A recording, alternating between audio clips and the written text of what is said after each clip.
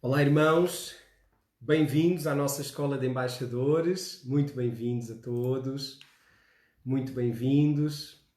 Espero que esteja tudo bem convosco, ok?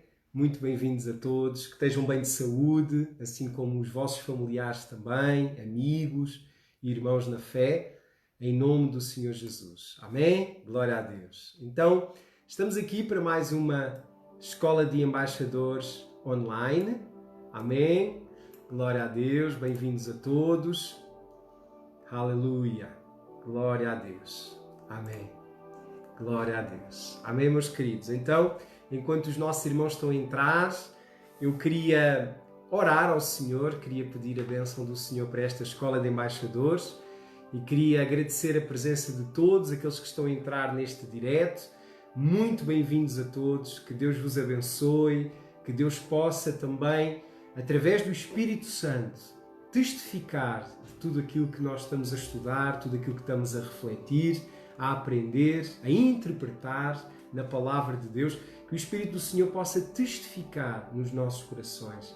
A Palavra de Deus diz que o Espírito Santo, o Allos Parakletos, o Consolador, ele nos ensinaria todas as coisas. E se é todas as coisas, com certeza e principalmente as coisas concernentes à vinda do nosso Senhor e Salvador Jesus Cristo. À vinda do noivo para a noiva, para a sua amada e gloriosa Igreja. Amém? Então, irmãos, é um prazer estar aqui a poder partilhar convosco a palavra do Senhor e agradeço muito a vossa fidelidade, a estarem aí firmes na presença do Senhor, buscando também a palavra do Senhor. Eu creio que muitas dúvidas, muitas questões o Senhor vai esclarecer e muita revelação Deus vai trazer na nossa vida, em nome de Jesus. Então, eu convido desde já a poderes partilhar este direto na tua página do Facebook, coloca aí partilhar, partilha com os teus contactos, para que também mais pessoas possam ouvir falar da palavra do Senhor. E a palavra vai gerar fé. E a fé vai gerar salvação. Vai gerar transformação. Em nome de Jesus. Amém? Glória a Deus. Então, se puderes, partilha o vídeo, este direto, para que também os teus amigos, contactos, familiares possam ouvir a palavra do Senhor. Amém? Vamos orar, vamos pedir a bênção do Senhor para este estudo de hoje. Amém? Em nome de Jesus. Então, vamos clamar ao Senhor. Ele está aqui conosco. A palavra de Deus diz que onde estiverem 2 ou 3 reunidos, Ele se faz presente e Ele está aqui. E nós queremos aprender dEle. Nós queremos ouvir da sua boca a sua santa palavra. Amém? Oremos então, irmãos. Paizinho querido e amado, Senhor, nós te agradecemos por mais uma escola de embaixadores. Te agradecemos por tudo aquilo que nós temos aprendido, ó Deus, e principalmente aquilo que o Senhor nos tem ensinado, que tem gerado fé, fé nos nossos corações, de que as profecias concernentes a Israel e concernentes à Igreja, os 2 sinais que tu colocaste neste mundo, as profecias já estão cumpridas. Senhor, e nós queremos, Senhor, que os céus não vão deter mais Jesus, não vão reter mais o nosso Senhor Jesus, mas que Ele descerá, que Ele rasgará os céus e Ele manifestará o seu reino e Ele recompensará os santos fiéis e Ele manifestará o seu reino em toda a terra. Senhor, nós clamamos pela Tua presença. Manifesta a Tua glória. Como igreja aqui reunida, nós gritamos e clamamos: Maranata! Sim, o Espírito e a noiva dizem: vem! Ora vem, Senhor Jesus. Pai, vem, Senhor. Nós clamamos pela vinda do noivo. Nós amamos e desejamos a vinda do noivo. Nós amamos a Tua vinda gloriosa, Senhor. E por isso nós hoje, com o nosso coração cheio de fé, sabemos que a Tua vinda está próxima. Sabemos, Paizinho, que tudo que os profetas proferiram, tudo que eles profetizaram pelo Teu Espírito, já aconteceu, já foi cumprido. E por isso nós agora como igreja dizemos: vem, Senhor Jesus. Desejamos a Tua vinda gloriosa. Oh, Paizinho, enche as nossas candeias para que nós possamos vigiar e orar para não podermos, Senhor, entrar em tentação. Guarda-nos, protege-nos, principalmente nestes dias, Senhor, que vivemos, nestes dias difíceis, em que Satanás, em que o príncipe deste mundo, Senhor, ele tem usado tudo o que está no seu meio e ao seu meio e na sua mão para, Senhor, impedir o avanço da Igreja, para impedir, Senhor, que nós possamos realmente avançar e estabelecer o Teu reino em toda a terra. Oh, Paizinho, nós estamos aqui, Senhor, desejosos, apaixonados pela Tua presença. Espírito Santo, prepara-nos, edifica-nos, Senhor. Santifica-nos, Espírito Santo. Prepara-nos para o encontro com o noivo. Prepara-nos para o encontro com o Rei dos Reis, com o Senhor dos Senhores, com aquele que é o Alfa e o Ômega, o Verbo do Deus vivo, o Príncipe da Paz. Paizinho, entregamos esta escola de embaixadores nas Tuas mãos. Colocamos toda a passagem, toda a Escritura Sagrada que nós vamos estar a ler, a meditar e a interpretar.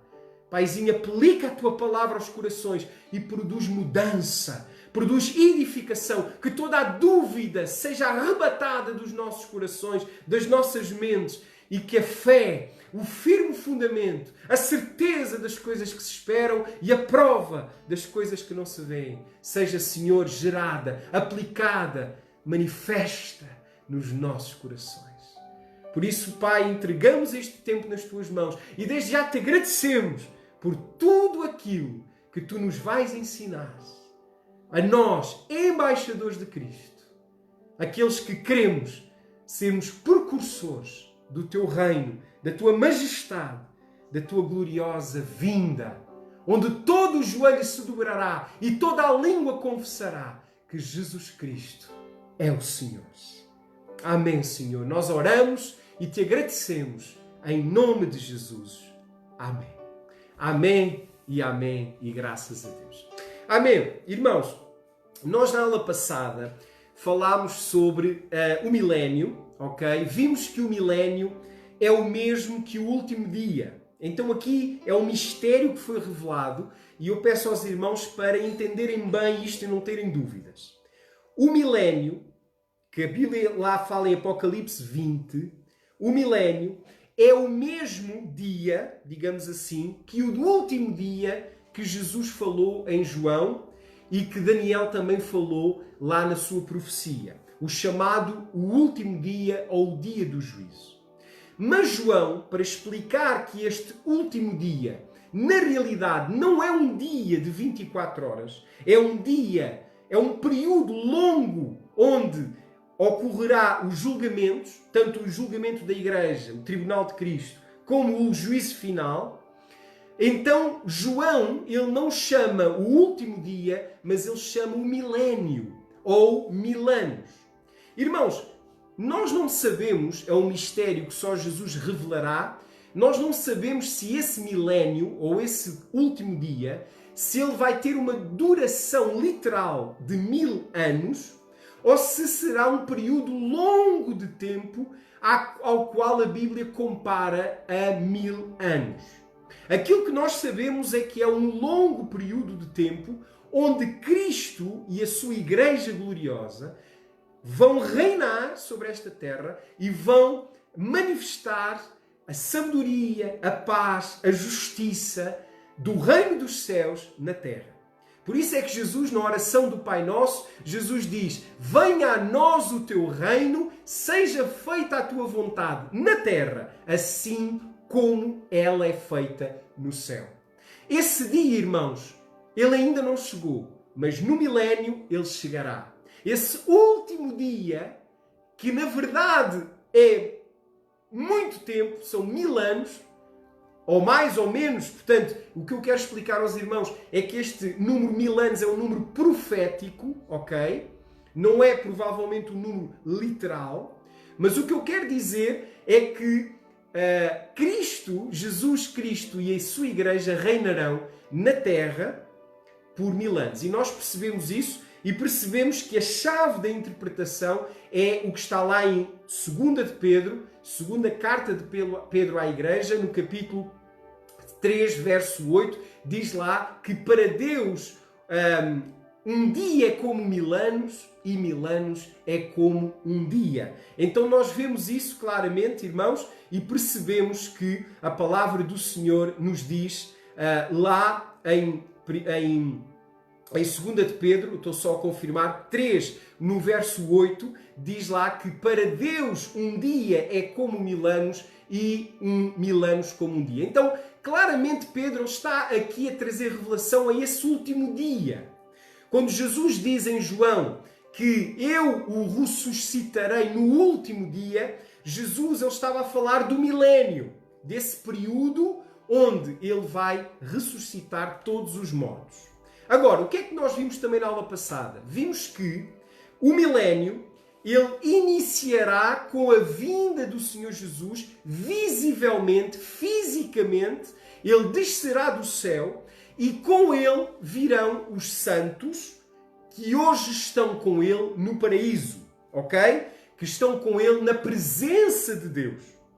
Então a Bíblia diz que todos os santos que morrem hoje, depois da vinda de Jesus, ressurreição, a exceção de Jesus, todos os santos que morrerem, todas as pessoas que morrerem na fé de Jesus Cristo e que receberam Jesus como Senhor e Salvador da sua vida, a Bíblia diz que o espírito deles, ao sair do corpo, o espírito vai para junto de Jesus, vai para os céus, para o paraíso, onde também está o ladrão. Lembram-se do ladrão que foi crucificado ao lado de Jesus? Jesus disse, em verdade te digo hoje que estarás comigo no paraíso. Então Jesus deu-lhe uma promessa. Ele disse, olha, agora, hoje, neste momento de condenação, eu quero te dizer que tu estarás comigo no paraíso. E o que é que aconteceu? Jesus ressuscitou. A Bíblia diz que ele não foi logo ao Pai quando morreu, porque a Bíblia diz que quando ele disse a Maria, Maria, não me toques, porque eu ainda não fui para meu Pai.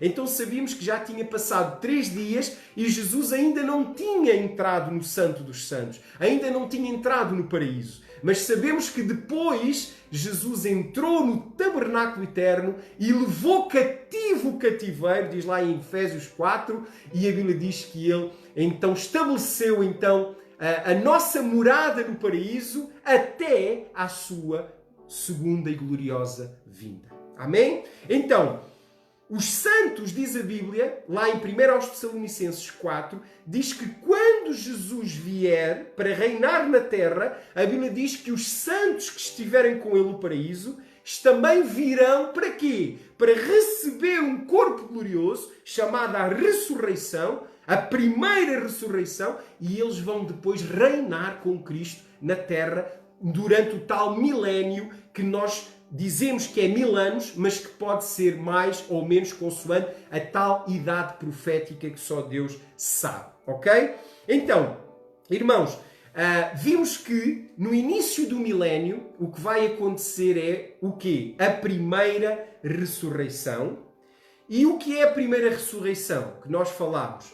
É a ressurreição de quem? Dos mortos que vêm com Cristo, os tais santos que estão no paraíso com o Senhor, e também os que estiverem vivos, a igreja que estiver viva, ela será transformada num abrir e fechar de olhos, e juntamente com esses mortos ressurretos, nós vamos ao encontro do Senhor nos ares. Ele está a descer, Ele está a reinar, e nós vamos ao encontro dele para podermos ser glorificados nos céus, para podermos depois reinar com Cristo nesta terra. Amém? Então, percebemos então que o arrebatamento, segundo a Bíblia, não é um rapto, como alguns acreditam, e nós respeitamos a sua doutrina, e quando eu, de uma forma apaixonante, acabo por falar da forma como eu interpreto e como o Espírito do Senhor me revela aqui nas Escrituras,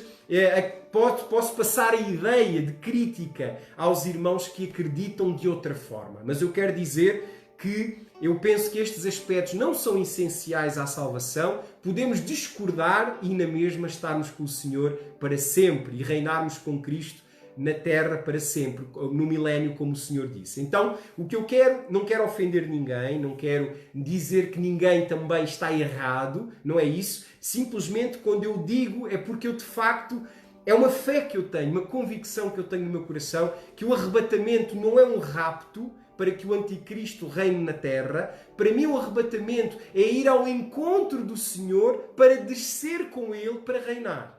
Então o arrebatamento não é um rapto, mas é a glorificação da igreja. Tanto dos santos que já estão no Senhor, com o Senhor e que virão com Ele para reinar, como os vivos que estiverem na terra e que também serão transformados no abrir e fechar de olhos e iremos ao encontro do Senhor nos ares. Ok? Amém, irmãos? Entenderam? Agora, irmãos, existem outras formas de interpretar a Bíblia, outras escolas, para além do preterismo parcial que eu advogo, existem também outras escolas de interpretação, as quais, obviamente, têm os seus argumentos, têm a sua linha de interpretação, a qual eu respeito, mas uma vez que, por exemplo, a questão do rapto da igreja, a questão do anticristo ainda não se manifestar e ser um político, ser um homem de poder, a questão de ele reinar na terra e para isso a igreja ter que ser raptada, é uma doutrina que foi criada por um padre católico, apostólico romano. Portanto, e por isso, obviamente, eu tenho algumas dúvidas sobre essa interpretação, ok? Por isso é que eu, de alguma forma, tenho alguma resistência a essa interpretação. Agora, o que nós temos que saber é que, até o ano 1800, a Igreja acreditava naquilo que eu tenho vindo a falar aos irmãos. Portanto, e na Reforma Protestante, os teólogos, os homens de Deus que foram os pais da Reforma Protestante, eles acreditavam e morreram inclusive por acreditarem que realmente o anticristo é o papado, que a besta é a Cúria Romana que está no Vaticano, é aquela igreja, digamos assim, aquela besta, aquele império, digamos assim, que ainda hoje tem poder e influência sobre as nações, o qual está sediado em Roma, na cidade dos Sete Montes, e que a grande prostituta do Apocalipse, ou a grande adúltera, é essa igreja romana, essa igreja apóstata que mudou a lei e os tempos, como diz Daniel capítulo 7, que o anticristo iria então fazer essa mudança da lei. Então, para mim, não há dúvidas, é muito claro. Eu creio que todas as profecias que estão lá em 2 aos Tessalonicenses já se cumpriram. Neste momento, o que é que nós estamos a assistir? Estamos a assistir à queda da grande prostituta, portanto a Igreja Romana está, cada dia que passa, a perder a sua influência no mundo. A Igreja verdadeira, a Igreja evangélica, aquela que realmente segue a palavra de Deus, ela está a crescer, dia após dia ela cresce, ela tem de facto manifestado a glória de Deus sobre a terra. E também, se nós olharmos para hoje, para a figura papal e olharmos para uns anos atrás, nós vemos que também a figura papal cada vez tem menos poder e autoridade, mas, como vimos nas Escrituras, ela só será de facto desmascarada no momento da vinda do Senhor Jesus. Só Ele, Jesus, quando vier com poder e grande glória, é que vai então desmascarar numa perspectiva global essa figura do anticristo, ok? Agora, a Igreja verdadeira, por causa do Espírito Santo, ela já reconheceu e por isso é que ela saiu, como diz Apocalipse 18, diz lá Apocalipse 18:4, sai dela, povo meu. Por isso é que existiu a tal reforma chamada protestante, porque foi o quê? Foi a saída da igreja verdadeira, daqueles que amavam a Deus, daqueles que queriam mesmo cumprir a verdadeira palavra de Deus, saíram da tal igreja apóstata que, de alguma forma, estava a levar milhares e milhares e milhares de pessoas para a perdição eterna através do culto a demónios, a aspectos que têm a ver com o ocultismo, como, por exemplo, o culto aos mortos, como, por exemplo, a necromancia, o falar com os mortos, que é quando eu rezo a um santo que está morto, eu estou a ser um necromante, eu estou a falar com o morto. E a Bíblia proíbe a necromancia, a Bíblia proíbe falar com os mortos. E só que o falar com os mortos foi camuflada de quê? Da reza aos santos. Então, irmãos, se nós formos ver na Bíblia, a igreja apóstata, na figura do seu anticristo, ele levou as pessoas a abandonar a verdade e a abraçar uma doutrina apóstata. Uma doutrina, como diz 1 de Timóteo 4:1, uma doutrina de demónios que, infelizmente, enganou e engana até hoje muitas pessoas. Amém? E o apóstolo Paulo diz que Jesus só viria quando a apostasia e o filho do pecado, o homem do pecado, o filho da perdição, se manifestassem na própria igreja, na própria cristandade. Ok? Então, até a própria Reforma Protestante, que foi no ano 1500, também ela está profetizada na Bíblia. Foi exatamente essa saída da igreja verdadeira, da igreja fiel ao Senhor, da grande prostituta. Mas, irmãos, eu estou a fazer esta revisão para aqueles que provavelmente ficaram com algumas dúvidas, ok? E então o que é que nós estamos aqui a perceber? Estamos a perceber que o que é que falta acontecer? Falta acontecer a vinda de Jesus. Quando Jesus vier, quando a última trombeta soar e Jesus descer do céu, com voz de arcanjo, com todo o poder e autoridade, a Bíblia diz que o anticristo e os reis da terra vão se juntar para fazer guerra a Jesus. A essa batalha nós chamamos a batalha do Armagedon. Ok? Essa batalha do Armagedon é uma batalha que quando Jesus estiver a descer, a Bíblia diz que o anticristo e os reis da terra se vão juntar para fazer o quê? Guerra à vinda de Jesus. Porque Jesus vem para quê? Jesus vem para reinar. Jesus vem para quê? Para subjugar as nações, e Jesus vem para lançar no lago de fogo e enxofre, que é a segunda morte, a besta e o falso profeta, que é o que nós chamamos anticristo. Ok? Então, lá em Apocalipse, abre a tua Bíblia, Apocalipse 19, fala da batalha do Armagedon. Olha o que é que diz a Bíblia no Apocalipse 19 e vamos ler o verso 19 em diante. Olha o que é que diz. Apocalipse 19 fala da vinda de Jesus. Primeiro, a festa no céu. A alegria no céu quando Jesus anuncia que vai então descer à terra com os santos. Ok? Apocalipse 19, no verso 1 até ao verso, até ao verso 10, fala dessa alegria no céu, ok? Depois do verso 11 ao verso 18 fala da vinda de Jesus, a tal vinda literal, a tal vinda física, visível, gloriosa, em que Jesus ele vem, ok? Para reinar com a sua igreja. E no verso 19 vemos o que é que vai acontecer na terra. No momento em que Jesus estiver a descer, o que é que vai acontecer na terra? Lê lá na tua Bíblia. Apocalipse 19, 19. Diz assim: E vi a besta e os reis da terra, os poderosos da terra, e os seus exércitos reunidos para guerrearem contra aquele que estava a vir do céu, aquele que estava montado no cavalo e o seu exército que com ele vem. Então, aqui esta batalha, que vai ser a resistência do inimigo à vinda de Jesus, é chamada a Batalha do Armagedon, que é a primeira batalha final no início do milénio. No final do milénio haverá uma outra batalha, que é chamada a Batalha de Gog e Magog, que é a batalha onde Satanás é solto da sua prisão por 1000 anos e ele é solto para enganar as nações que viveram, que nasceram no milénio, e ele vai enganar essas nações e vai juntá-las para fazer guerra a Jesus, aos santos em Jerusalém. Ok? Então, vamos lá. Primeira guerra, Armagedon, que diz assim, verso 19, vou ler outra vez. E vi a besta e os reis da terra e os seus exércitos reunidos para guerrearem contra aquele que estava montado no cavalo e o seu exército. E a besta foi presa, e com ela o falso profeta, o tal anticristo,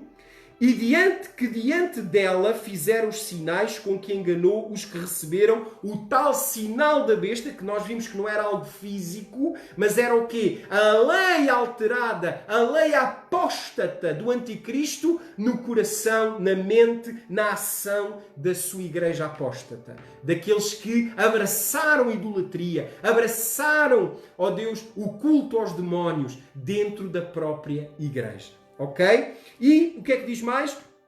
Enganou os que receberam o sinal da besta e os que adoraram a sua imagem. Qual é a imagem da besta? É a figura papal.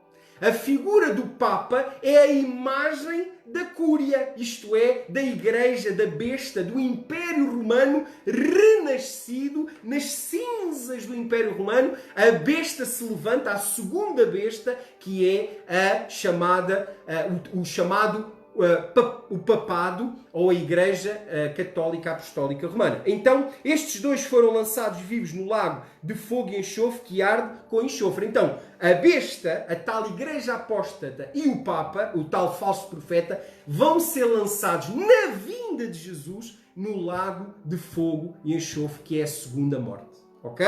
Não só um falso profeta, mas a figura de todos os papas que viveram até hoje, que foram passando de geração em geração. Agora, vê bem o verso 21. Os demais foram mortos pela espada que saía da boca do cavaleiro e todas as aves que se fartaram das suas carnes. Então quer dizer que todos aqueles exércitos que se vão levantar, instigados pelo anticristo e a besta, que se vão levantar contra Jesus e contra o seu exército, e os santos que nesta altura nós já fomos ao encontro do Senhor nos ares, já estamos com Ele nos ares a descer para reinar, todos os exércitos, a Bíblia diz que eles vão ser destruídos pelo quê?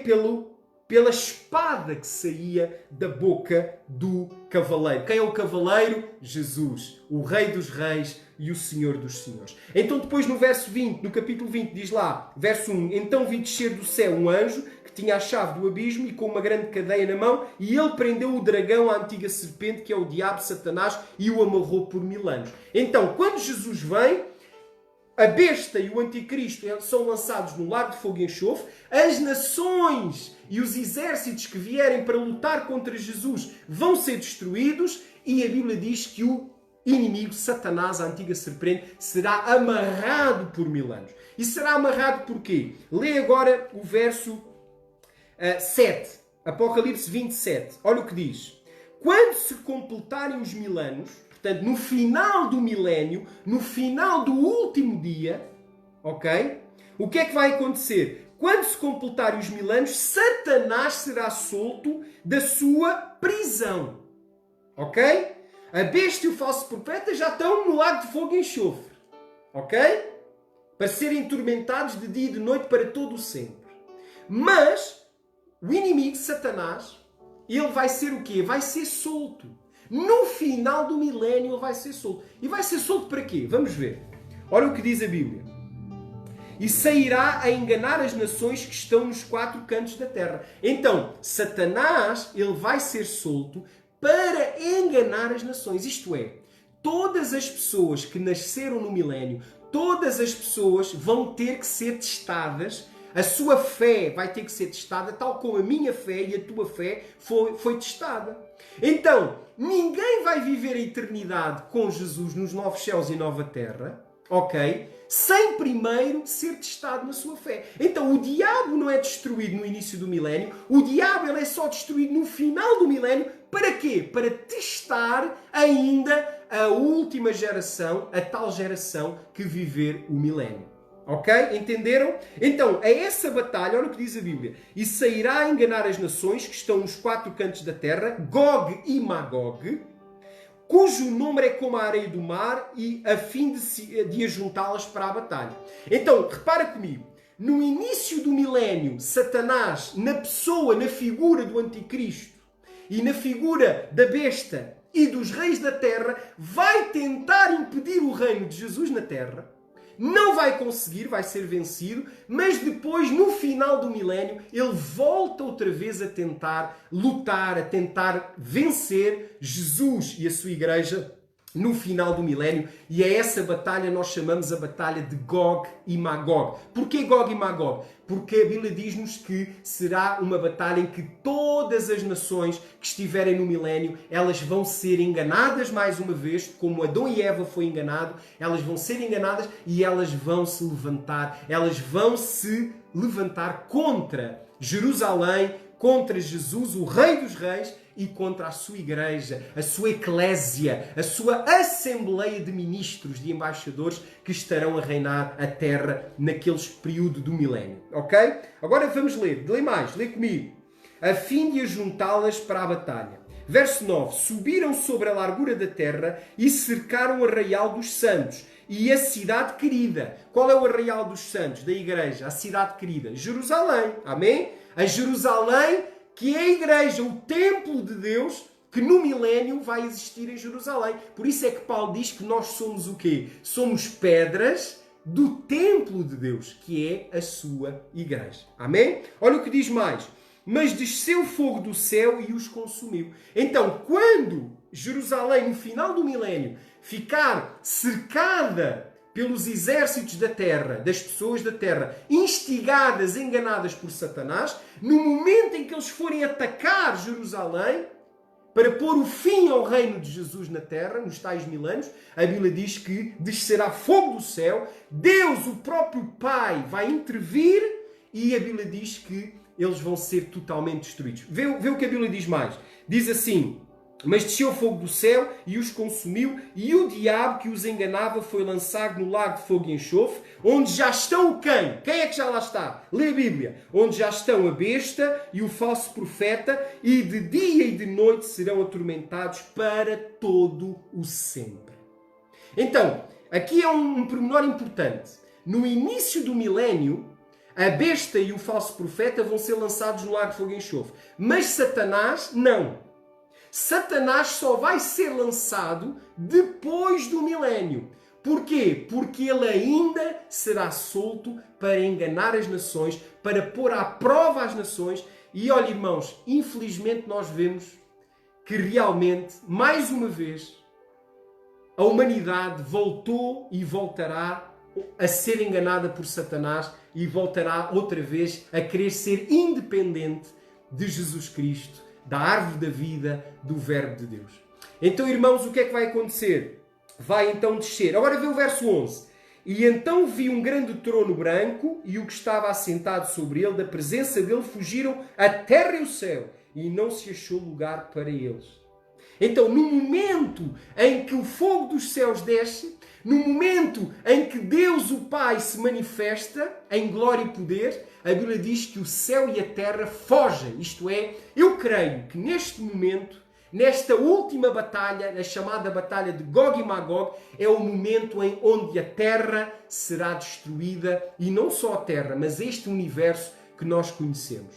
Então, porquê é que eu digo isso? Porque depois do juízo final, que nós já vamos ver, depois do juízo final, a Bíblia diz que Deus, ele estabelece novos céus e nova terra. Então, o que eu quero dizer com isto é, os novos céus e nova terra só vão ocorrer depois do juízo final.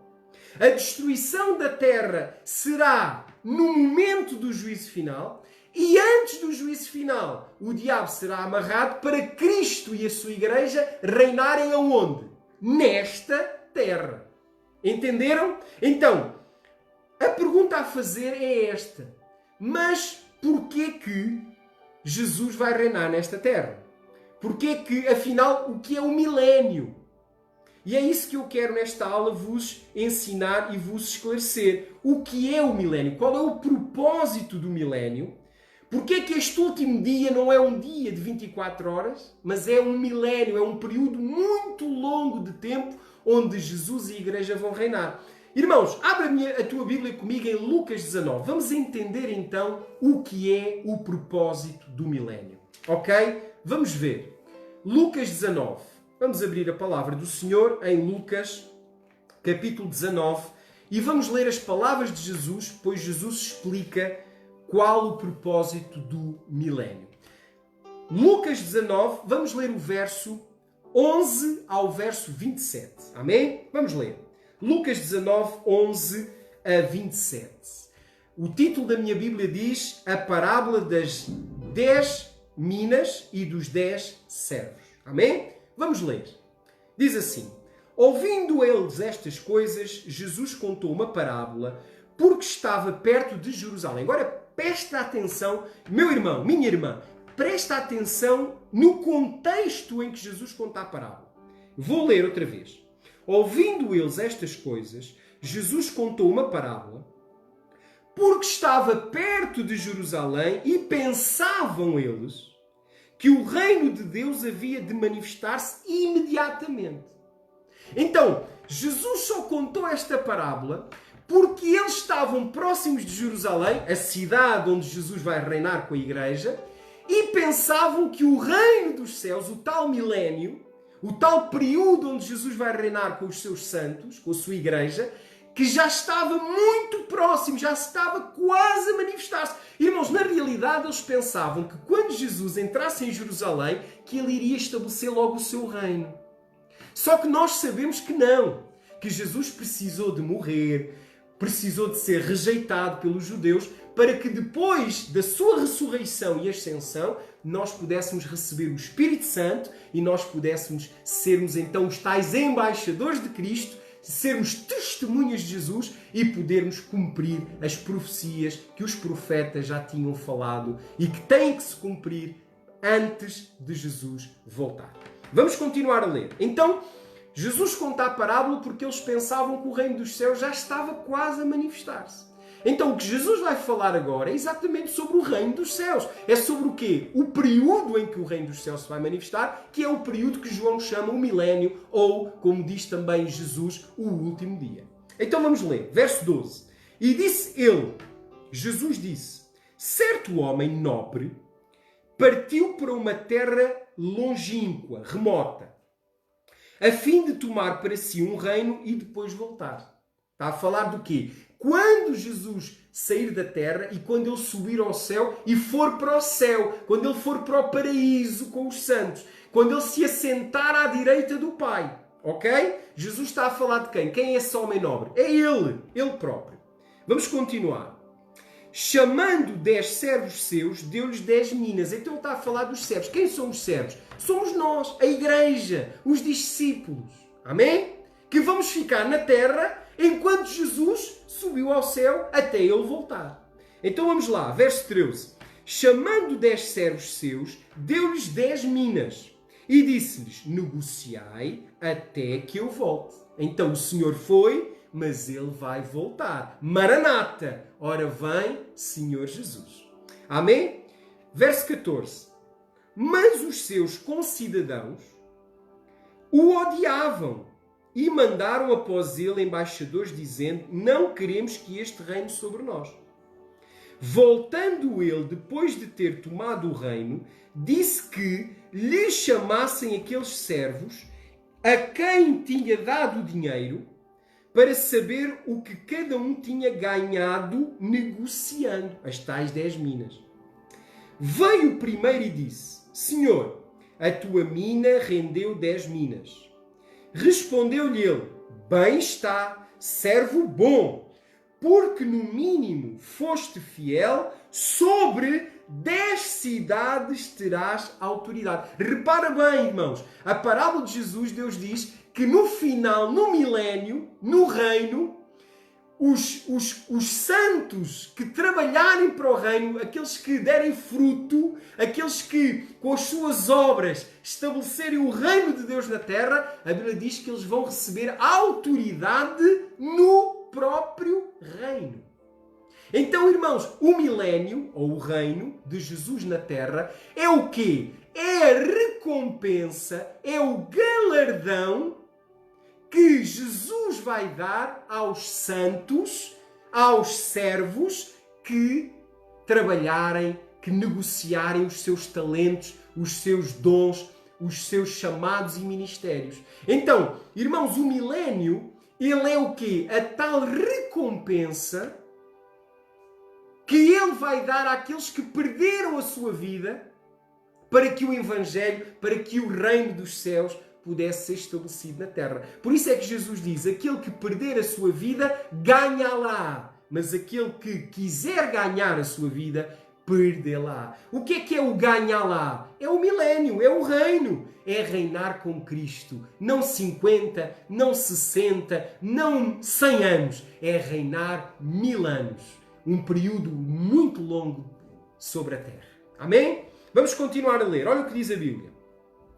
Verso 16. Verso 18. Veio o segundo e disse, Senhor, a tua mina rendeu 5 minas.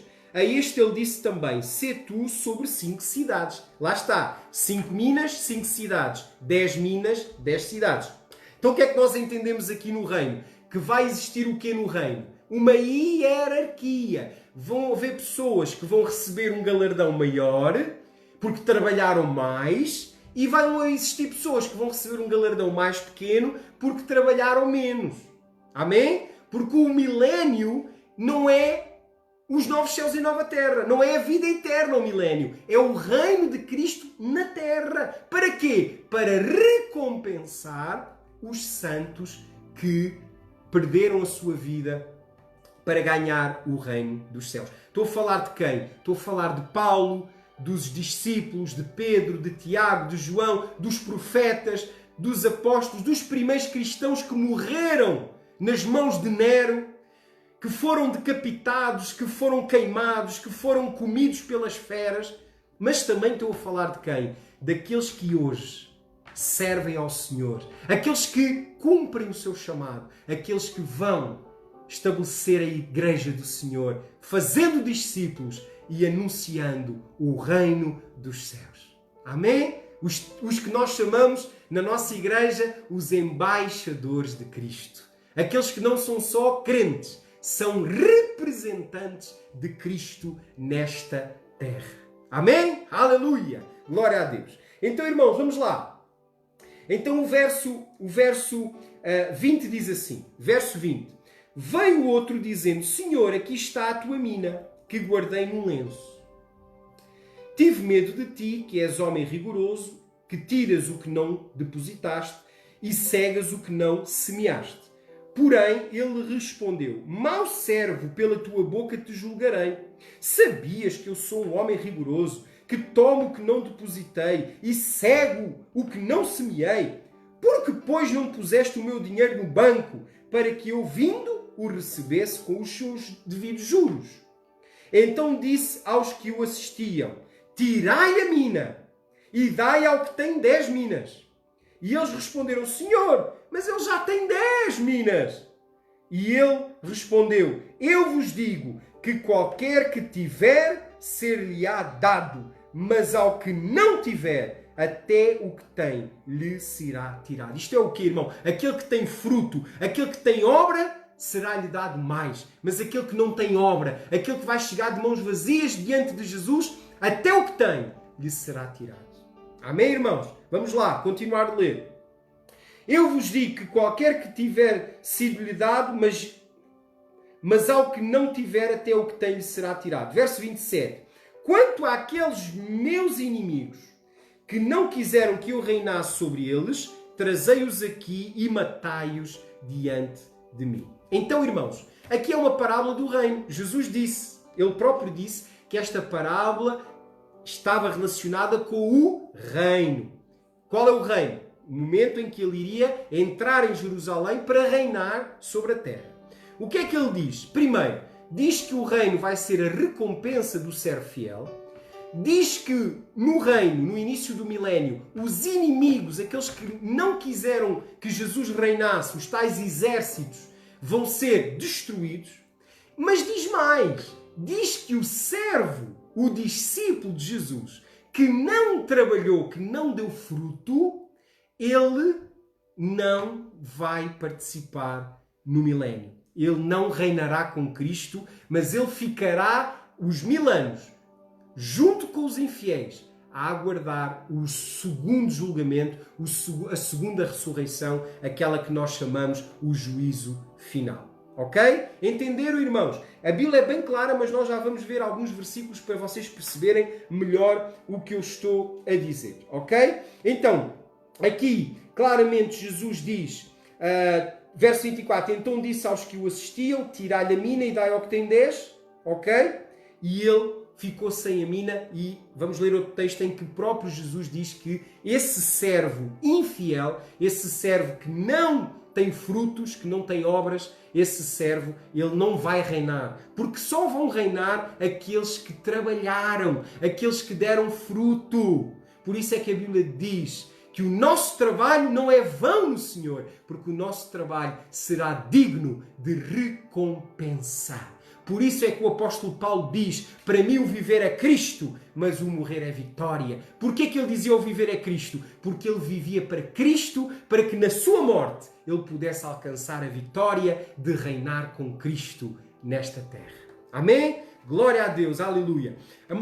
Irmãos, Apocalipse 20, vamos lá. Apocalipse 20, já lemos. O que é que diz a Bíblia? Não vou ler outra vez, vocês já leram. Diz lá que quando Jesus estabelece o seu reino, o que é que a Bíblia diz? Diz que aqueles foram vistos tronos e foram assentados nesses tronos quem? Aqueles que trabalharam para o reino, aqueles que deram fruto, aqueles que não aceitaram a marca da besta, que não se sujeitaram aos mandamentos, à doutrina, à apostasia dele na igreja, mas eles o que é que fizeram? Eles permaneceram fiéis no serviço do Senhor. E deram fruto, e fruto que permaneceu. Glória a Deus. Irmãos, a minha oração é que a embaixada cristã, todos nós, embaixadores de Cristo, possamos também ter lugar nessa primeira ressurreição, possamos receber do Senhor autoridade para reinar no milénio, para governar cidades, para governar nações no milénio, para poder estabelecer o reino de Deus em toda a terra. Aleluia! Glória a Deus. Amém, irmãos? Então, qual é o propósito do milénio? O propósito do milénio é Cristo reinar juntamente com aqueles que foram o quê? Que foram embaixadores de Cristo. Que foram precursores, que foram fundadores, estabelecedores do seu reino na terra. Aqueles que venceram e trabalharam arduamente para que o reino de Deus se manifestasse nesta terra. Quem são eles? A Bíblia diz que eles são os embaixadores de Cristo. Então, irmãos, o meu desejo não é que tu sejas só um cristão, não sejas só um crente, que tu sejas um embaixador de Cristo, pronto para reinar com Cristo, ressuscitado na primeira ressurreição e cheio de autoridade e poder para reinar durante 1000 anos. E no final do milénio, poder viver para todo sempre, nos novos céus e nova terra, onde Jesus reinará para todo sempre. Aleluia! Glória a Deus, irmãos. Vamos ver Apocalipse 11. Abre comigo. Apocalipse capítulo 11. Vamos lá, rapidamente. Apocalipse 11. Apocalipse 11. Vamos ler o verso 15 a 18.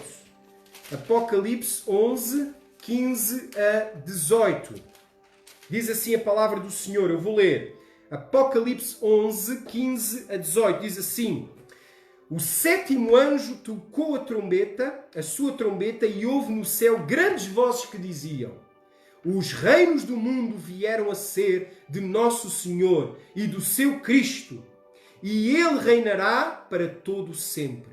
E os 24 anciãos que estavam assentados em seus tronos diante de Deus prostraram-se sobre os seus rostos e adoraram a Deus, dizendo: graças te damos, Senhor, Deus Todo-Poderoso, que és e que eras, porque tomaste o teu grande poder e reinaste. Iraram-se as nações. Então veio a tua ira e o tempo de serem julgados os mortos. Lá está, o julgamento dos mortos. O tempo de serem julgados os mortos e o tempo, vê agora, e o tempo de dares recompensa aos profetas, teus servos, e aos santos, e aos que temem o teu nome, a pequenos e a grandes, e o tempo de destruíres os que destroem a terra. Irmãos, quando Jesus vier, ele vem para destruir os inimigos, veio para reinar sobre a terra, mas veio também para quê? Para recompensar os profetas, os santos, os embaixadores de Cristo. Aqueles que trabalham para que Jesus volte, para que o céu não mais o retenha, mas que Ele reine em toda a terra. Aleluia, irmãos! Está claro, meus queridos, qual é o propósito do reino do milénio? Por isso é que é 1000 anos. Porquê? Para que a igreja seja recompensada pelo seu trabalho.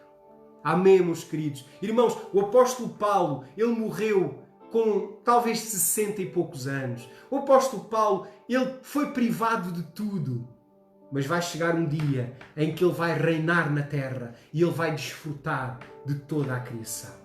Amém, meus queridos? E qual é esse dia? O dia em que Jesus vier para reinar.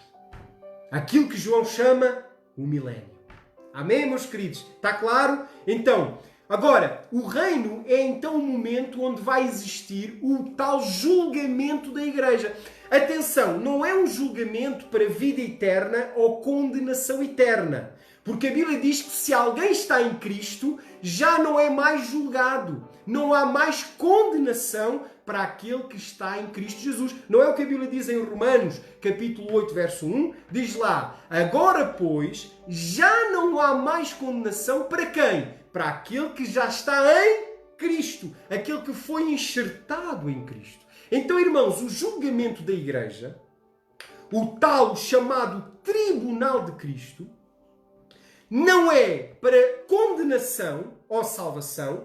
O julgamento da igreja é para galardão. É o tal tribunal em que Jesus vai dar 10 cidades a um, 5 cidades a outro, ou até vai castigar aquele que cruzou os braços e que não fez nada para que Jesus pudesse reinar na terra. Amém, irmãos? Está claro? Então, vamos ver isso. Vamos lá. Vamos ver versículos que mostram que quando Jesus vier, Ele vem também para julgar a igreja. Não para condenação, mas para galardão. Hebreus, capítulo 10, verso 30. Vamos lá. Hebreus 10, 30 diz assim: Ora, nós conhecemos aquele que disse: a mim pertence a vingança. Lá está. Vai haver um dia em que Jesus virá para quê? Para vingança. Para se vingar sobre quem? Sobre as nações. Principalmente aqueles que rejeitaram o seu governo, o seu poder nas suas vidas. Amém? Então vamos lá.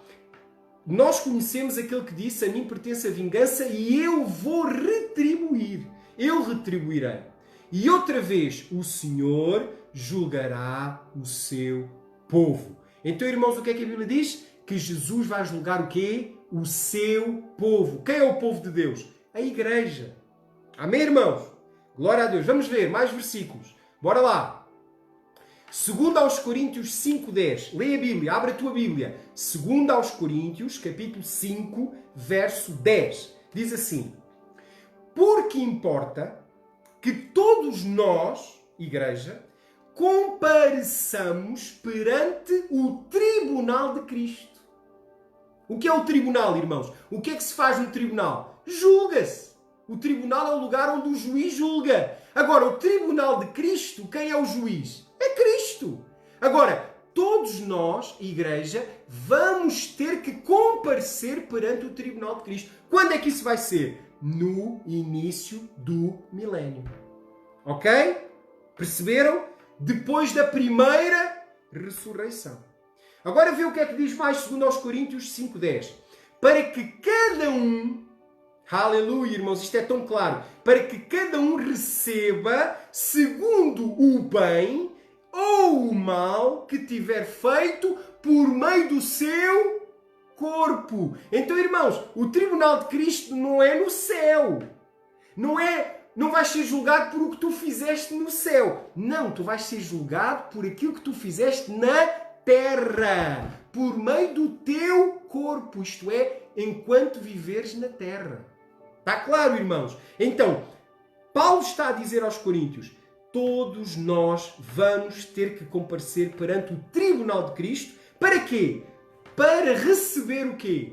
Segundo, lá está, a recompensa vai ser segundo o quê?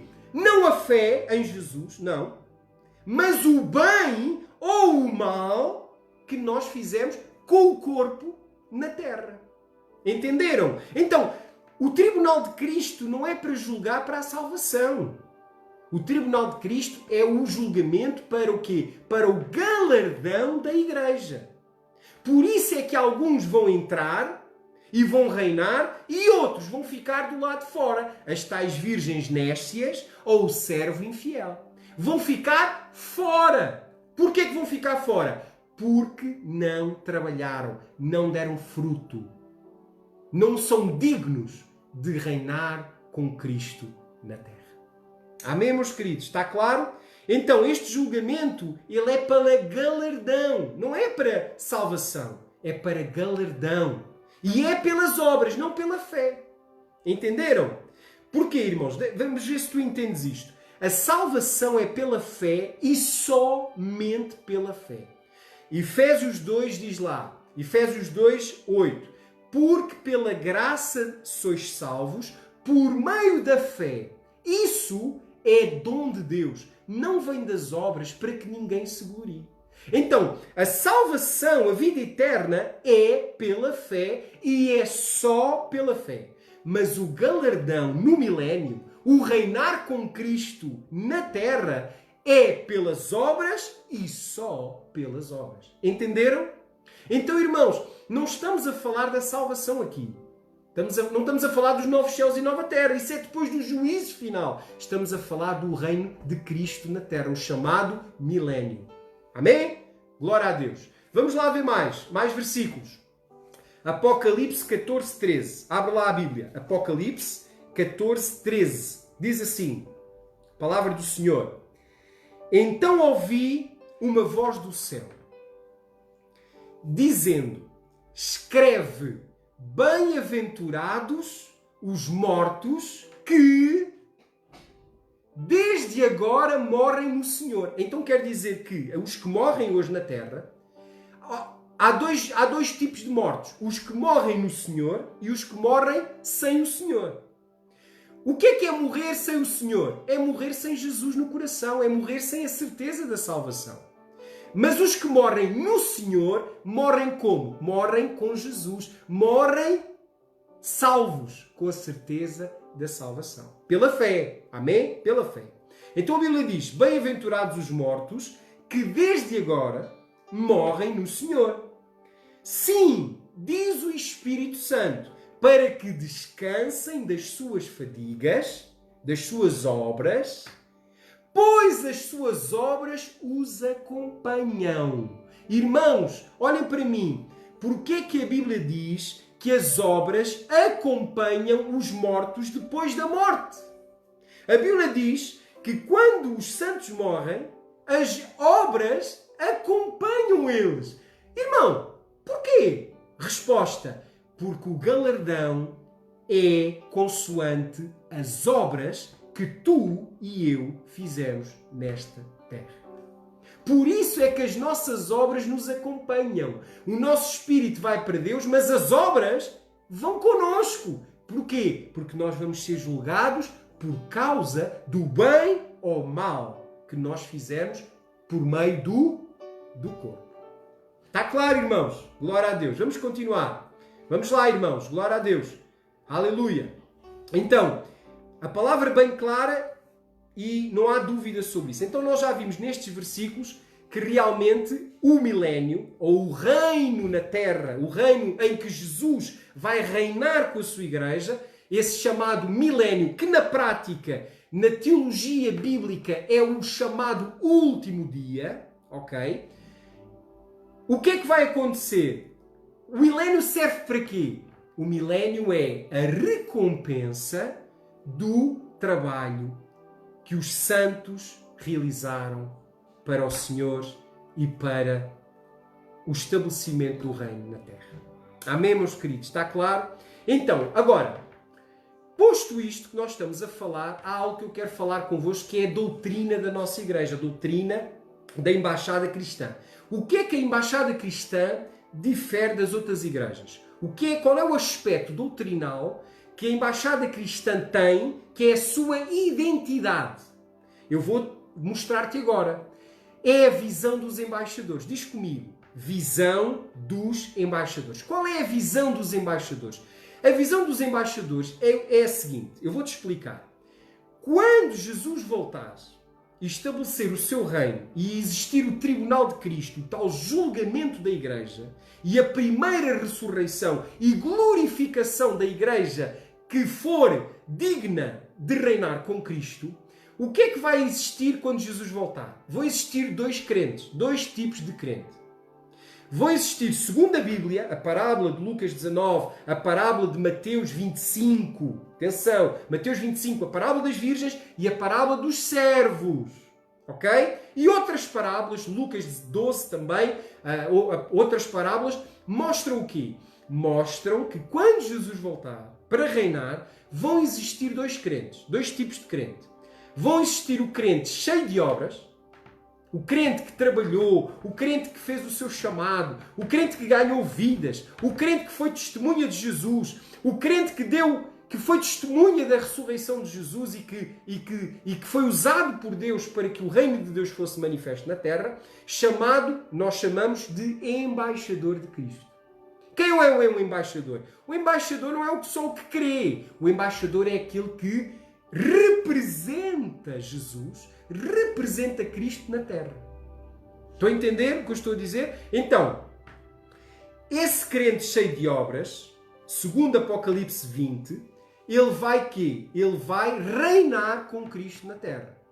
É o tal embaixador de Cristo. Por isso é que eu, Ismael, o que é que eu quero? Eu quero que todos vocês que me estão a ver agora sejam embaixadores de Cristo. Porque se vocês forem embaixadores, vocês vão reinar com Cristo. Amém, meus queridos? Glória a Deus.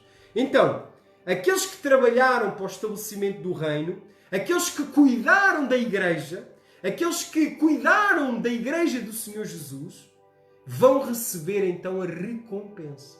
Queres ver isso? Vamos lá. Lucas 12. Abre lá a tua Bíblia agora. Lucas capítulo 12. Amém?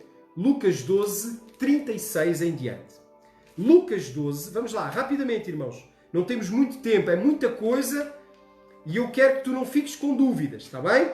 Lucas 12, vamos ler o capítulo 12, verso 36 ao verso 40 e depois o 42 ao 43. Lucas 12, aleluia. Presta bem atenção, irmão, naquilo que está a dizer, porque Jesus está a falar também do reino, amém? Vamos lá, Lucas 12, verso 36 a 40, diz assim, Lucas 12. Eu vou ler. Diz assim. Parábola do servo vigilante. Amém? Vamos ler. Lucas, capítulo 12, verso 36 ao verso 40. Diz assim. Sede vós semelhantes aos homens que esperam o seu Senhor. Então está a falar do quê? Da vinda dele e da igreja que é esperar pelo seu Senhor, pelo noivo. Amém? Sede vós semelhantes aos homens que esperam o seu Senhor, ao voltar ele da festa de casamento, para que quando vier e bater, logo possam abrir-lhe. Que é uma referência à parábola das virgens. Lembram-se? Mateus 25. É a mesma expressão de Jesus. Ok? Verso 37. Bem-aventurados aqueles servos, os quais, quando o Senhor vier para reinar, não é como vier para julgar como ladrão, como ele veio sobre Jerusalém no ano 70. Aqui não é essa vinda. Aqui ele está a falar da vinda no milénio, a vinda para reinar na terra. Ok? Olha o que diz. Bem-aventurados aqueles servos, os quais, quando o Senhor vier, achar vigiando. Em verdade vos digo que se cingirá e os fará sentar à mesa e, chegando-se, os servirá. Irmão, olha a honra. Quando Jesus vier e aqueles que estiverem a vigiar, aqueles que estiverem apercebidos, esperando o Senhor, preparados, discernindo as profecias, a Bíblia diz que quando Jesus vier, ele vai o quê? Vai cingi-los e vai servi-los. Aleluia, irmãos. Glória a Deus. Verso 38. E se vier na segunda vigília, e se vier na terceira vigília, aqui é uma alusão aos 1000 anos, 2000 anos e o terceiro milénio, aquilo que eu já expliquei também, que a Bíblia claramente diz que Jesus só iria voltar ao fim de 2000 anos, ok? Aqui é mais uma referência profética dos 2000 anos. E se vier na segunda vigília e se vier na terceira vigília e os achar assim, bem-aventurados são os tais servos. Sabei, porém, isto: se o pai de família soubesse a que hora havia de vir o ladrão, vigiaria e não deixaria arrombar a sua casa. Portanto, estai vós também apercebidos, porque virá o Filho do Homem à hora que não imaginais. Ok? Agora vê o verso 42 ao 43. Diz assim: Respondeu-lhe o Senhor: Qual é, pois, o mordomo fiel e prudente a quem o Senhor pôs sobre os seus servos para lhes dar a tempo a ração? Então ele está a falar agora aqui de um tipo de servo que ele... Qual é, pois, o mordomo fiel e prudente a quem o Senhor pôs sobre os seus servos para lhes dar a tempo a ração? O mordomo quem é? Um servo que cuida dos outros servos. Amém? Vamos ver. Verso 43. Bem-aventurado aquele servo a quem o Senhor, quando vier, achar fazendo assim. Fazer o quê? Cuidar dos seus conservos. Dar a ração, o alimento aos seus conservos. Irmão, é o que eu estou a fazer agora. O que é que eu estou a fazer? Eu estou a dar a ração. Eu estou a quê? Eu estou a alimentar os servos. Eu estou a ser um mordomo fiel. Eu estou a ser alguém que está a dar a ração aos meus conservos. Amém? Então, se Jesus voltasse agora, eu estaria a fazer o quê? A ser um mordomo fiel. Estão-me a fazer entender?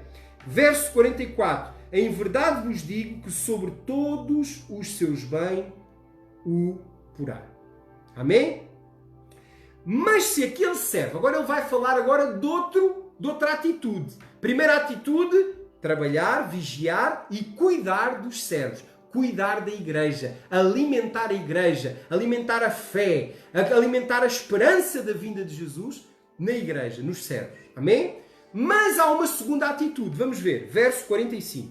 Mas se aquele servo disser em seu coração: o meu senhor tarda em vir, e começar a espancar os criados e as criadas, e a comer e a beber e a embriagar-se, virá o senhor daquele servo no dia em que ele não o espera, numa hora em que ele não sabe, separá-lo-á e lhe dará a sua parte com os infiéis. Repara bem, ele é fiel, ele é servo, mas ele está a ser infiel.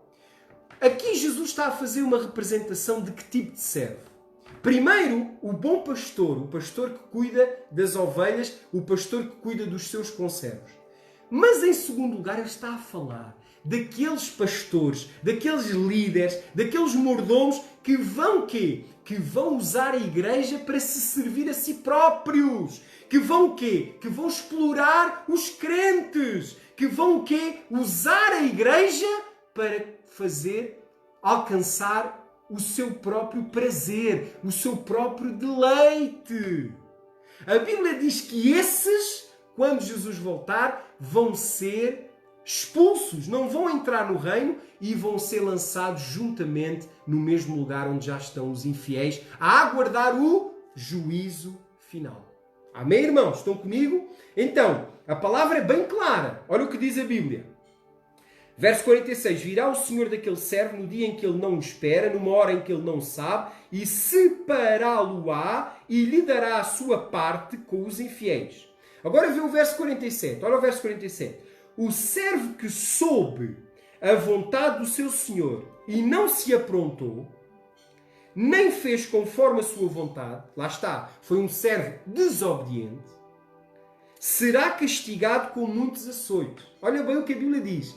O servo, o mordomo, que conhece a lei de Deus, que conhece a palavra, mas enganou o povo e explorou o povo, esse servo vai ser castigado com muitos açoites. Irmãos, cuidado com aqueles que fazem a obra do Senhor relaxadamente. Cuidado com aqueles irmãos que transforma o Evangelho num Evangelho da prosperidade, num Evangelho da oferta, num Evangelho do toma lá, dá cá, num Evangelho de tens que dar para receber. Cuidado, irmãos, porque aqueles que venderem o Evangelho, esses vão ser castigados com muitos açoites. Não sou eu que digo, irmãos, é a palavra de Deus. Amém? Estão a entender, irmãos? Vamos continuar. Olha o verso 48. Mas o servo que não soube e fez coisas dignas de açoites, com poucos açoites será castigado. Então quer dizer que aquele que sabe o que tem que fazer e não faz, aquele que enganou, esse vai ser castigado com muitos açoites. Mas aquele que foi vítima do engano também vai receber açoites, mas vai receber menos do que aquele que sabia o que estava a fazer. Amém, irmãos? Aqui é uma clara alusão à igreja verdadeira, mas àqueles que infelizmente estão dentro da igreja verdadeira, mas que têm, infelizmente, pecado contra o Senhor e têm vendido o Evangelho e têm procurado mais em se servir a si próprios do que servir o reino dos céus. Amém? Entendeste? Agora, irmão, é a nossa responsabilidade estar debaixo de uma cobertura espiritual verdadeira, honesta, digna e que tem verdadeiramente o Espírito Santo. Porque, irmãos, no momento do julgamento, no momento do tribunal de Cristo, aqueles que não fizeram o que Deus quer, aqueles que não cumpriram a vontade de Deus, eles não vão reinar com Cristo. Até inclusive a Bíblia diz que eles provavelmente até vão ser castigados nesse período que nós vamos reinar com Cristo. Amém, irmãos? Verso 48 diz a seguir: a qualquer que muito for dado, muito se lhe pedirá, e ao que muito se lhe confiou, muito mais se lhe pedirá. Então, irmãos, o que Deus quer dizer aqui, o que a palavra de Deus nos está a dizer é que aquele que recebeu dons, aquele que recebeu talentos e não está a usar esses talentos, que está a enterrar o talento, cuidado, porque um dia tu vais ter que prestar contas ao Rei. Tu vais ter que prestar contas ao Senhor dos Senhores. Por isso, irmão, eu te aconselho, se Deus te deu dom, se Deus te deu ministério, se Deus te deu um chamado, meu irmão, é a altura de trabalhar agora. É a altura de dar fruto para que quando Jesus voltar, tu possas ouvir as palavras: servo bom e fiel. Sobre o pouco eu, o Senhor, te coloquei, mas sobre o muito, agora eu te colocarei. Entra no gozo, entra no reino, entra no milénio, entra na recompensa do teu Senhor. Amém, irmãos? Está claro? Os irmãos estão a entender o que eu estou a dizer? Então, meus queridos, claramente nós entendemos o quê? Entendemos que qual é a visão dos embaixadores? Quando Jesus voltar, uns cristãos, uns crentes vão receber recompensa. Quem são eles? Os embaixadores de Cristo. Mas vão haver cristãos, e não vão ser tão poucos como isso, que vão ficar de fora, que não vão reinar com Cristo. Porque também, irmãos, não fizeram nada durante os anos que viveram sobre a terra. Amém, irmãos? Estão a entender o que eu estou a dizer? Então, a exortação do Senhor é: granjeai, negociai, até que eu volte. Às virgens, o que é que têm que fazer? Encher as candeias de azeite. Porquê, irmãos? Porque aquelas que não tiverem azeite, aquelas que não tiverem cheias do Espírito Santo, elas vão ficar de fora. Elas não vão entrar no reino. Então, irmãos, o que nós entendemos é que nem todo o crente, nem todo o que diz Senhor, Senhor, vai entrar no reino dos céus, mas somente aquele que faz a vontade do Senhor. Amém? E não estou a falar da salvação, estou a falar do galardão, da recompensa. Amém? Glória a Deus. Vamos lá então. Então, claramente nós percebemos aqui nesta parábola, Lucas 19, Lucas 12 e Mateus 25, que alguns cristãos não só não vão entrar, mas que vão ser lançados no lugar onde estão também os infiéis. E vão ser, infelizmente, vão sofrer, a Bíblia diz que haverá choro e ranger de dentes, por causa da aflição, de saberem que se o nome deles não está escrito no livro da vida, que eles vão viver a eternidade longe do Senhor e Salvador das nossas vidas. Amém, irmãos? Então, irmãos, cá para nós, eu não quero esperar pela segunda ressurreição. Eu não quero esperar pelo juízo final. Eu quero ressuscitar já na primeira ressurreição e eu quero já fazer parte do reino de Jesus Cristo. Amém, irmãos? Eu quero me sentar no trono com Jesus e eu quero ter o privilégio de reinar no milénio para a glória do meu Salvador, do meu Senhor Jesus Cristo. Amém? Glória a Deus, irmãos. Amém? Então, meus queridos, existem alguns motivos de castigo. A palavra de Deus fala disso. Por exemplo, Mateus 5, 22 a 26, diz que um dos motivos do castigo e da reprovação para entrar no milénio, no reino, é a falta de amor e a falta de perdão aos nossos irmãos. A parábola daquele servo que não perdoa a dívida do seu irmão, a Bíblia diz que ele vai ser lançado aonde? Na prisão e vai ser atormentado até pagar tudo o que ele deve. Isto é, tudo aquilo que ele deve ao rei. Aquilo que o Senhor lhe deu para ele usar no reino e no estabelecimento do reino. Amém, meus queridos? Então, a palavra de Deus é bem clara, meus queridos. E nós entendemos, por exemplo, aqui há uma clara advertência. Uma clara advertência àqueles que, em nome de Deus, estão a maltratar, estão a explorar, estão a roubar, estão a pisar, estão a subjugar os cristãos, os santos, a igreja do Senhor Jesus Cristo. Então, irmãos, cuidado com o jugo onde tu te colocas. Porque, infelizmente, há muitos líderes hoje, líderes cristãos, até mais, líderes evangélicos, que, infelizmente, são como este servo aqui. São servos que estão a fazer algo que Deus não gosta. E eles, diz a Bíblia, serão castigados com muitos açoites. Amém, meus queridos? Então, a palavra de Deus diz em Mateus 7, 21. O que é que diz lá em Mateus 7, 21? Nem todo o que diz Senhor, Senhor entrará no reino. Não está a falar da vida eterna. Está a falar do reino. Nem todo o que me diz Senhor, Senhor entrará no reino. Mas aquele que faz a vontade do meu Pai. Abre lá a Bíblia, irmão. Vamos ler. É muito importante. Vamos ler. Vamos lá. Mateus 7, 21. Abre lá a Bíblia. Amém, irmãos. Temos que ler este versículo. É importante. É importante, irmão. Para esclarecer este versículo, há muita gente que não entende este versículo. Porque a palavra de Deus diz, todo aquele que me chamar Senhor será salvo, não é? Todo aquele que invocar o nome do Senhor será salvo. Mas aqui diz que muitos vão dizer Senhor, Senhor e não vão entrar no reino. Porquê? Porque salvação é uma coisa, reino é outra. Estão-me a fazer entender? Já vamos explicar isso mais para a frente. Vamos lá. Mateus 7, 21. Diz assim. No contexto, Jesus está a dizer que pelo fruto é conhecida a árvore. Certo? Pelos frutos os conhecereis. E depois no verso 21 ele diz assim. Verso 20 diz, portanto, pelos frutos os conhecereis. Nem todo o que me diz Senhor, Senhor, entrará no reino dos céus. Então quer dizer que aquele que confessar Jesus como Senhor é salvo, mas nem todo o que é salvo vai entrar no reino. Estão a entender o que eu estou a dizer? Vamos ver mais. Olha o que diz a Bíblia. Mas aquele que faz a vontade de meu Pai que está nos céus. Lá está. O mordomo fiel. Aquele que vai o quê? Cuidar das ovelhas. Aquele que vai cuidar dos seus com-servos. Dos seus com-irmãos. Ok?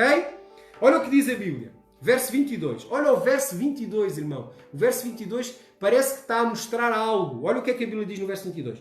Muitos me dirão naquele dia. Qual dia? O milénio. Muitos me dirão naquele dia, Senhor, Senhor, não profetizamos nós em teu nome? Em teu nome não expulsamos demónios. E em teu nome não fizemos muitos milagres. Então lhes direi abertamente, não vos conheço. Apartai-vos de mim, vós que praticais a iniquidade. Lá está. Porquê é que Jesus disse que não os conhece? Claro que Deus conhece tudo. Mas Deus está aqui a dizer, não vos conheço, que significa não aprovo a vossa forma de me servir. O que Deus está a dizer é, vocês, em meu nome, estão a praticar a iniquidade. Vocês estão a usar os dízimos da minha igreja, em vez de para fazer a obra de Deus, vocês estão a usar os meus dízimos para comprar fazenda, para comprar propriedades para vosso deleite. Vocês estão a usar o que é a minha igreja para se servirem a vocês próprios. E isso, diz a Bíblia, Deus vai castigar. E vai mesmo, irmão. E vai mesmo. Então, meus queridos, é muito importante nós sabermos quem está sobre a nossa vida. Quem é a nossa autoridade espiritual. Porque a Bíblia diz que aqueles que souberam levaram muitos açoites, mas também os que não souberam levaram poucos, mas também levaram açoites. Isto é, também vão ficar de fora. Porque foram o quê? Enganados pela sua liderança, pela sua autoridade espiritual. Amém, irmãos? Então isto é muito importante. E eu digo como Paulo, eu digo, Senhor, ajuda-me para que pregando eu aos outros não seja o próprio reprovado por Deus. Porque, meus queridos irmãos, eu sou pastor, sou líder, tenho muita gente debaixo da minha responsabilidade espiritual, tenho muita gente que depende de mim, da minha pregação, do meu ensino. Irmãos, e eu tenho clamado e clamo a Deus, Senhor, tem misericórdia de mim, para que eu, Senhor, seja achado um servo fiel, um mordomo fiel, em nome de Jesus. Amém, meus queridos? Então, por isso é que eu tenho exortado nesta série de estudos, cuidado com as fábulas, cuidado com aquilo que não é revelação, é ficção. Cuidado, porque, irmãos, quando Jesus vier, Ele julgará a sua igreja. E nem todo o que diz Senhor, Senhor, entrará no reino dos céus. Amém, meus queridos? Então, isto é um grande aviso que Deus nos está a dar, para que nós, hoje, possamos ainda corrigir as nossas ações, para podermos ser achados dignos de reinar com Cristo na terra. Aleluia, irmãos. Glória a Deus. Irmãos, estão comigo? Estão a entender o que eu estou a dizer? Amém? Glória a Deus. Então, vamos continuar. Então, a pergunta que eu te quero fazer agora é: qual é o tipo de crente que tu és? Será que tu és um embaixador que vai reinar com Cristo, que vai ressuscitar na primeira ressurreição? Ou será que tu és o crente infiel, sem obras, ou que está a fazer algo errado aos olhos de Deus? E que não vai reinar com Cristo, que vai ficar fora e que só vai ressuscitar na segunda ressurreição, a quando do juízo final. Por isso é que a Bíblia diz que no juízo final os livros se vão abrir e o livro da vida também se abrirá. E aquele que não tiver o seu nome escrito no livro da vida, esse será lançado no lago de fogo e enxofre, onde também já estão o falso profeta, a besta e o dragão, ou a antiga serpente. Então quer dizer que também no juízo final alguns vão ser salvos. Amém? Mas vão ser salvos quando? No juízo final não vão reinar com Cristo. Amém, irmãos? Então, o primeiro julgamento, vamos então agora concluir, fazendo aqui uma conclusão dos julgamentos. O primeiro julgamento, que fique claro, o primeiro julgamento é no início do milénio, ou no início do último dia, e vai ocorrer o quê? O tribunal de Cristo, o julgamento da igreja para galardão, não para salvação, ok? Porque se alguém está em Cristo, já não é condenado. A salvação já é sua. Então, por isso é que a Bíblia diz em João, quem tem o Filho tem a vida. Quem não tem o Filho não tem a vida. Estas coisas vos escrevi para que saibais que já tendes a vida eterna. Então, irmãos, tu não vais ser julgado para a vida. Tu já tens a vida eterna. Agora, tu vais ser julgado é para galardão. Estão-me a fazer entender? Amém? Nós não somos salvos pelas obras, mas nós somos salvos para as obras.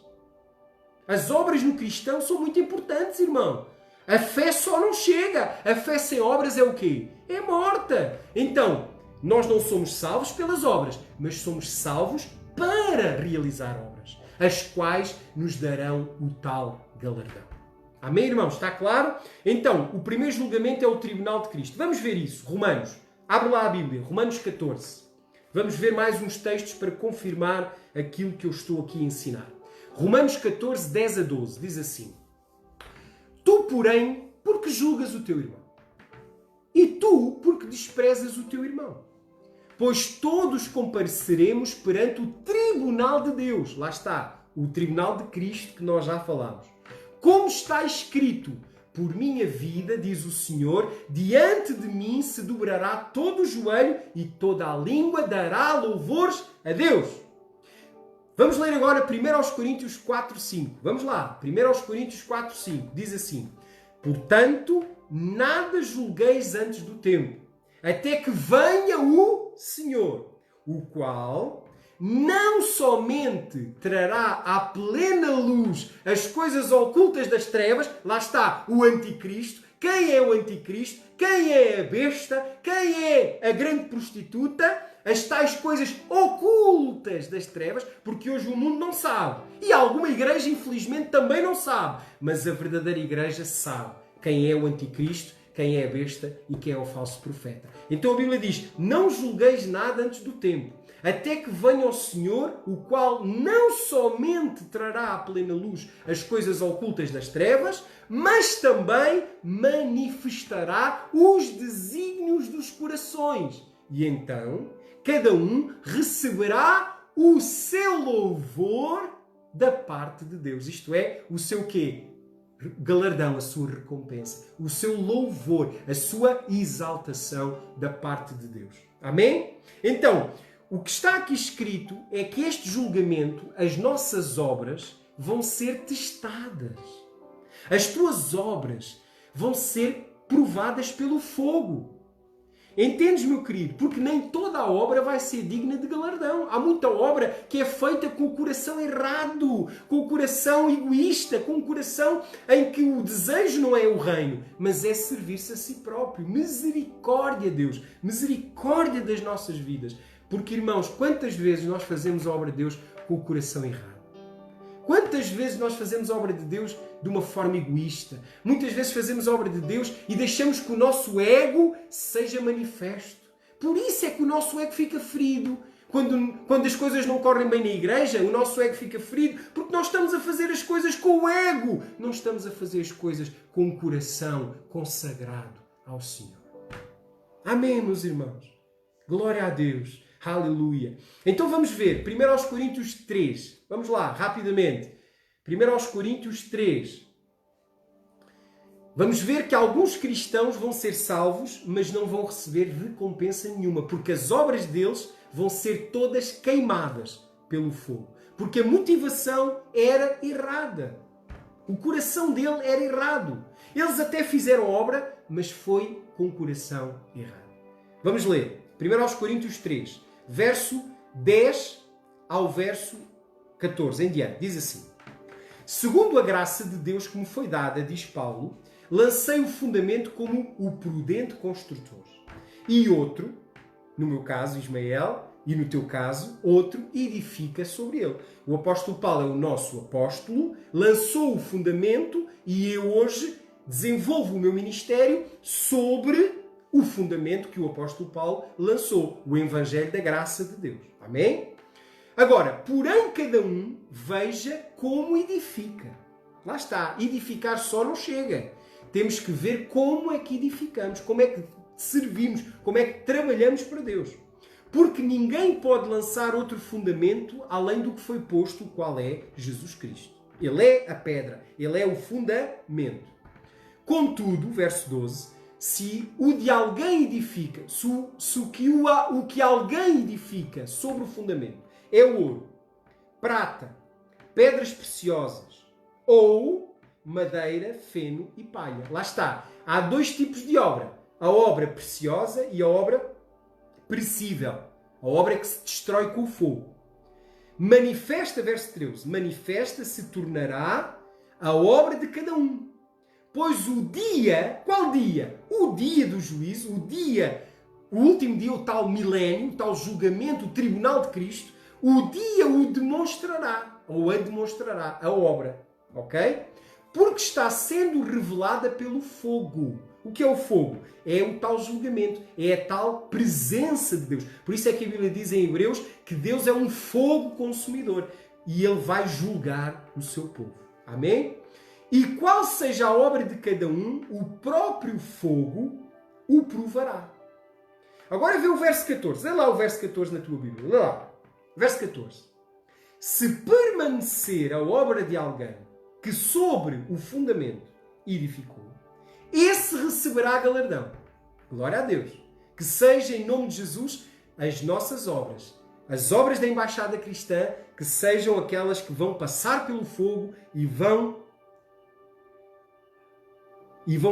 permanecer. Aí estava-me a faltar a palavra. Vão permanecer ao passar pelo fogo. Amém? Agora, verso 15. Se a obra de alguém se queimar, sofrerá ele dano.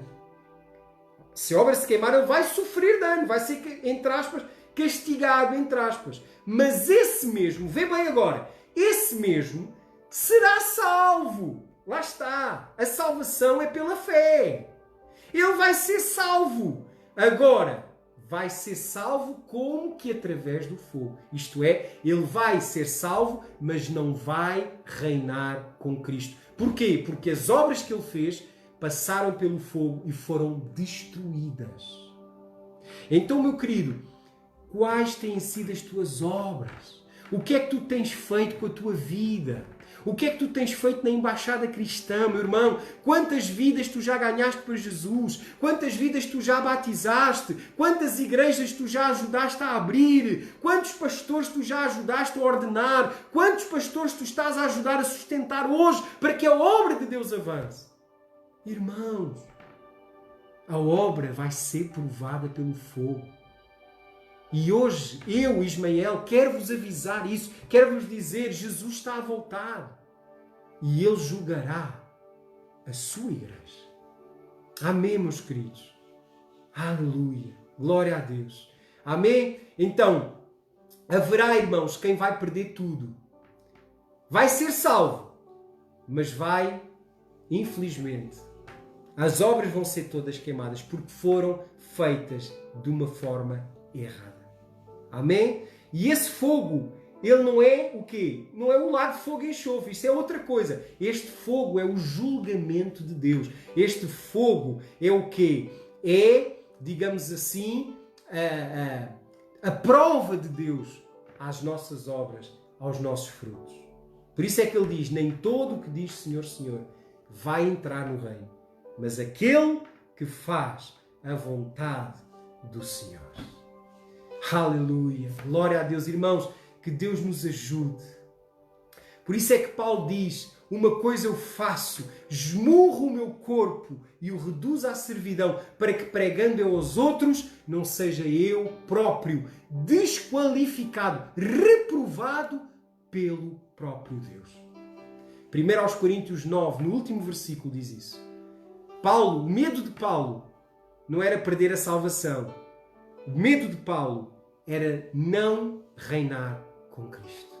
Era a sua obra não ser suficiente para poder ter o privilégio de reinar com Cristo. Amém, meus queridos? Então, vamos ficar por aqui hoje. Na próxima sexta-feira agora, depois da manhã, sexta-feira, vamos ter então mais uma Escola de Embaixadores. Já estamos mesmo a chegar ao final desta série, mas eu vou deixar então para o final o segundo julgamento, o juízo final, que nós já falámos um bocadinho, mas eu vou explicar melhor o que é que vai acontecer no último julgamento, o tal juízo final, depois da guerra de Gog e Magog, ok? E também vamos falar sobre a diferença do reino e da vida eterna, que são os dois temas das mensagens, das pregações de Jesus, foram dois temas. A pregação da salvação e da vida eterna e a pregação do reino e da recompensa do servo fiel. Amém? Então nós vamos entender a diferença e vamos entender que uma coisa é vida eterna, outra coisa é reino. São coisas diferentes, mas a Bíblia diz que aquele que ressuscita na primeira, aquele que vai reinar, já tem a certeza da sua vida eterna, de reinar e de estar com Cristo para todo o sempre. Amém? Glória a Deus, irmãos. Então, vamos ficar por aqui hoje. Irmãos meus queridos, se alguém tiver alguma dúvida, alguma questão, por favor, não hesitem em colocar essa dúvida, em enviar para mim um WhatsApp, em enviar para mim uma mensagem, que eu terei todo o prazer em poder esclarecer as vossas dúvidas. Mais uma vez, peço desculpa se algum irmão que nos está a ver, ou direto ou a gravação, se algum irmão pensa de outra forma, tem outra maneira de interpretar estas escrituras que eu estou a ensinar. Se alguém, por exemplo, é futurista, dispensacionalista, irmão, meu perdão, peço perdão em nome de Jesus, não quero te ofender, não quero, digamos assim, ofender a tua fé, de maneira nenhuma. Eu acredito que nós os dois podemos discordar e, na mesma, quando Jesus vier, Ele vai revelar todas as coisas. Mas, irmãos, o que eu te quero dizer é que há muita base bíblica para aquilo que eu estou a dizer. Principalmente, já passaram 2000 anos. Então, meu querido, cuidado com a doutrina que diz que nada ainda aconteceu. Então, cuidado, porque, irmãos, eu creio que as profecias já se cumpriram. Hoje nós só temos é que nos preparar para o encontro com o noivo, o encontro com o Rei dos Reis e o Senhor dos Senhores. Amém? Então, meu querido, uma boa noite, uma feliz noite, que Deus te abençoe e estaremos juntos outra vez na sexta-feira às 21 horas para concluirmos este estudo que é a segunda vinda gloriosa do Senhor Jesus. Amém? Que Deus te abençoe, um grande beijinho no teu coração, que Deus te abençoe e que a paz do Senhor e a graça do nosso Senhor Jesus, o amor do Pai e a comunhão do Espírito estejam sobre vós desde agora e para sempre. Amém. Amém, meus queridos. Que Deus te abençoe.